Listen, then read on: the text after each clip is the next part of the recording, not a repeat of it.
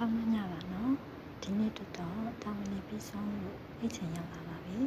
ဒီနေ့မှာပျော်ရွှင်ခဲ့ရသည်ဖြစ်စေပြင်းထန်ခြင်းခဲ့ရသည်ဖြစ်စေတိတာကတော့ကုန်ဆုံးတော့မှာဖြစ်ပါတယ်ကျမတို့တွေအားလုံးဟာ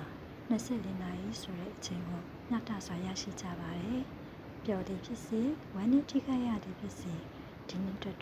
ကျမတို့အားလုံး24နာရီကိုတန်းတူညီမျှရရှိကြပါတယ်ဒီနေ့ညမှာ Beautiful Light Channel လေးကနေပြပြချင်တာကတော့တရက်တာအတွက်ရရှိတဲ့24နာရီကိုတန်မိုးရှိရှိကုန်ဆုံးကြရအောင်ပါတရက်တာမှာကျမတို့အတွက်ကုသိုလ်ပညာဥစ္စာတစ်ခုခုကတော့ရရှိရမှာဖြစ်ပါတယ်ဒါမှလည်းကျမတို့ရဲ့အသက်ရှင်ခြင်းကိုကျမတို့ကိုယ်တိုင်ကျင့်နိုင်မှာပါတကယ်လို့များကုသိုလ်ပညာဥစ္စာအနည်းဆုံးတစ်ခုလောက်တော့ဒီနေ့အတွက်မရသေးဘူးဆိုရင်ခုလောက်တော့ရအောင်ပြုလိုက်ကြရအောင်နော်ဒီနေ့အတွက်ကုသိုလ်ပညာဥစ္စာတစ်ခုခုမိမိအတွက်ပြုလုပ်ပြီးပြီဆိုရင်တော့24နာရီကိုကောင်းဆောင်အသုံးပြုခဲ့တဲ့မိမိကိုယ်ကိုအသိမှတ်ပြုပေးပြီးအေဂျင့်နဲ့စိတ်ကလေးနဲ့အေးကြရအောင်နော်နှစ်ဖက်နိုင်မှာပိုအေးချမ်းပြီးအထိပ္ပယ်ရှိစွာအတူကြပြကြမယ်နော်ကောင်းသောညချမ်းလေးပါရှင်